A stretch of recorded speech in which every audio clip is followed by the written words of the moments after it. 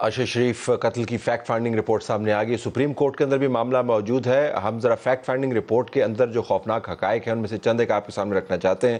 ہمارے ساتھ گشکوری صاحب موجود ہیں. زاہد صاحب، آپ اور میں دونوں اس رپورٹ کو پڑھ رہے ہیں. آپ کسی مزید تفصیل ہیں؟ میں تو معلومات اکٹھی کر رہا ہوں. بہت ساری چیزیں ہیں جو they do not make sense یا نیوز کے زمرے میں آتی ہیں. ارشد شریف دبئی سے کینیا، یہ پروسیس کیا تھا؟ یہ بڑا کروشل ہے ساری انویسٹیگیشن میں. بتائیے رپورٹ کیا بتا رہی ہے؟ رپورٹ یہ بتا رہی ہے، سٹیٹمنٹ جو دیا ہے سلمان اقبال نے ٹیم کو، انہوں نے بتایا ہے کہ جب وہ وہاں پر ہوٹل میں ٹھہرے ہوئے تھے دبئی میں، آؤٹ آف سڈن ایک CID کا سلیم عبداللہ نامی شخص وہاں پر آتا ہے ہوٹل لابی میں، ان سے 2 گھنٹے کے لیے ملتا ہے اور انہوں نے کہا ہے کہ آپ یہ ملک چھوڑ دیں. جس طرح کے بیک گراؤنڈ چل رہا ہے آپ کا پیچھے، آپ کسی پاکستانی فرینڈلی کنٹری میں بھی نہ جائیں. آپ افریقہ یا کسی ایسے ملک میں جا سکتے ہیں جس کے پاکستان کے ساتھ تعلقات ٹھیک نہ ہوں.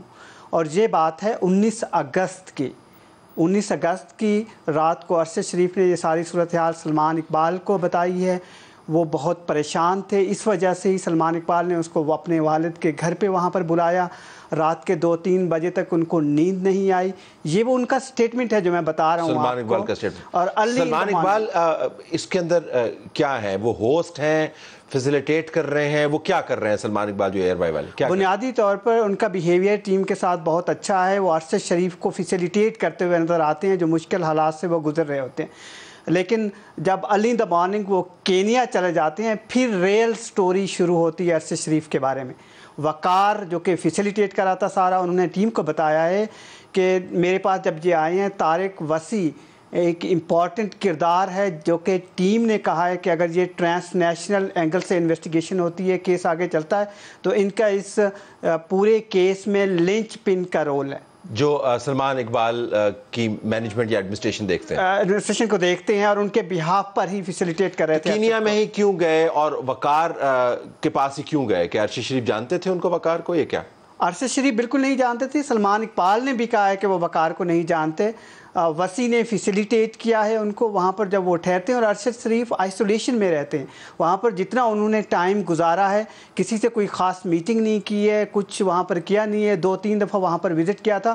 اور ارشد شریف کو جو ہوسٹ کر رہے تھے، اگر آپ ان کی پروفائلنگ دیکھیں اس انویسٹیگیشن ٹیم میں، وہ امریکن ایمبیسی، اسٹیٹ ڈپارٹمنٹ اور جو امریکہ کے مختلف کانٹیکٹ وہاں پر چلا رہے ہیں، اور ان کا وہاں پر لوکلی اور انٹرنیشنل لیول کے انٹیلیجنس آپریٹر کے ساتھ ریلیشن شپ ہے. اور ایک مورین کیریکٹر ہیں جو کہ اہلیہ ہیں، کینین اور اٹیلین اوریجن کی ہیں بیسیکلی وقار کی.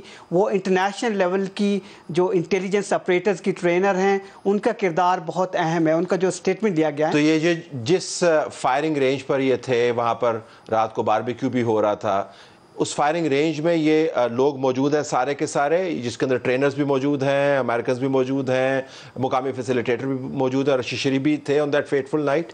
بالکل. وہاں پر نہ صرف ٹرینر تھے بلکہ ٹرینیز بھی موجود تھے. ایک پارٹی ہوئی، سب کچھ ہوا. مورین بھی وہاں پر موجود تھی. وہاں پر بہت ساری چیزیں بتائی گئی ہیں کہ جس رات ایک امریکن کانٹریکٹر وہاں رہ بھی رہا تھا، ان کے ساتھ رہائش پذیر تھا. اور مورین نے تو یہ بھی بتایا ہے کہ ارشد شریف سے جب ان کی بات چیت ہوتی رہتی تھی، گائے بگائے وہ ملتی تھیں، انہوں نے بتایا ہے کہ شعیب شیخ نے انہیں بتایا ہے کہ آپ بول ٹی وی جوائن کر چکے ہیں، تو وہ بول ٹی وی جوائن کر رہے تھے. یہ مورین کا کلیم ہے جو کہ انویسٹیگیشن مورین کو اتنی معلومات ہیں کنورسیشنز کے بارے میں، اتنی جانکاری ہے پاکستان کے میڈیا سسٹم کے بارے میں کہ ان کو پتہ ہے کون کہاں پہ جا رہا ہے، بول کیا ہے، اور شیخ صاحب کون ہیں. She knows everything, huh? She knows not only everything but also she was guiding وقار ہر چیز میں کہ کون سی چیز دینی ہے، کیونکہ جو امپورٹنٹ چیزیں ہیں وہ انویسٹیگیٹرز کو نہیں دی گئی ہیں. وقار کا اتنا انفلوئنس ہے وہاں پر لوکل پولیس پہ، جو نیشنل انٹیلیجنس آپریٹرز ہیں، وہ ساری ڈیٹیل وعدے کے باوجود انہوں نے نہیں دی ہیں.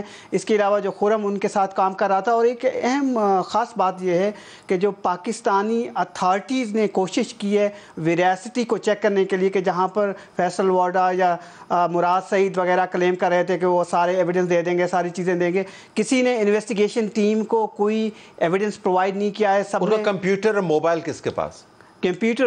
یہ ایک اور پہلو ہے جو ارشد شریف کے وکیل کا سٹیٹمنٹ ہے، طلعت صاحب، وہ بہت اہم ہے. انہوں نے بتایا ہے، بیرسٹر شعیب رزاق، انہوں نے کہا کہ ارشد شریف کا جو لیپ ٹاپ ہے شاید پاکستان میں رہ گیا، وہ ڈاکٹر شیری مزاری کے پاس ہے یا پھر مراد سعید کے پاس ہے۔ اس کا آئی فون کی بھی ایکسس نہیں ہے پاکستانی اتھارٹیز کو، نہ ان کے پاس لیپ ٹاپ ہے، جو بہت امپورٹنٹ رول پلے کر سکتے ہیں انویسٹیگیشن کو۔ ویری کوئکلی کیونکہ ٹائم بالکل ختم ہو رہا ہے ہمارے پاس۔ ارشد شریف پشاور سے کس خطرے کی بنیاد پر دبئی ٹریول کر رہے تھے؟ وہ کیا ہے؟ کس نے ان کو یہ باور کروایا کہ آپ کی جان کو خطرہ ہے؟ وہ کیا تھا؟ دیکھیں ارشد شریف کی جو یہ ٹیم بتاتی ہے انویسٹیگیشن ٹیم، وہ یہ کہہ رہے ہیں کہ ہم نے کئی بار لکھا ہے کے پی کے گورنمنٹ کو، پولیس کو، سی ٹی ڈی کو کہ جو ویراسٹی آپ چیک کر دیں، جو تھریٹ الرٹ جاری کیا گیا تھا ارشد شریف کو، جو تھریٹس تھے وہ آپ چیک کر دیں، تو انہوں نے جواب نہیں دیا۔ ادارے نے جاری کی تھی یہ تھریٹس الرٹ؟ ایبسلوٹلی انہوں نے جواب نہیں دیا، اور یہ اتنی انویسٹیگیشن کے باوجود کوآپریٹ نہیں کیا، تو ٹیم کے ساتھ کوئی کوآپریٹ نہیں کر رہا تھا۔ اور جو ان کے وکیل کا بیان اگر آپ دیکھیں وہ پاورفل بیان ہے، اور میں تو حیران بھی ہوں کہ اتنی انفارمیشن وہ اپنے وکیل کے ساتھ شیئر کر رہے تھے۔ اب ان کے کلیمز ہیں جو ایویڈنس سپورٹ میں سامنے آئیں گے تو یہ کیس نئی شکل اختیار کرے گا۔ ناظرین، کچھ چیزیں ہم نے آپ کو دکھائیں، رپورٹ ہم پڑھ رہے ہیں، جو ہی نئے زاویے سامنے آتے ہیں ہم آپ کے سامنے رکھیں گے۔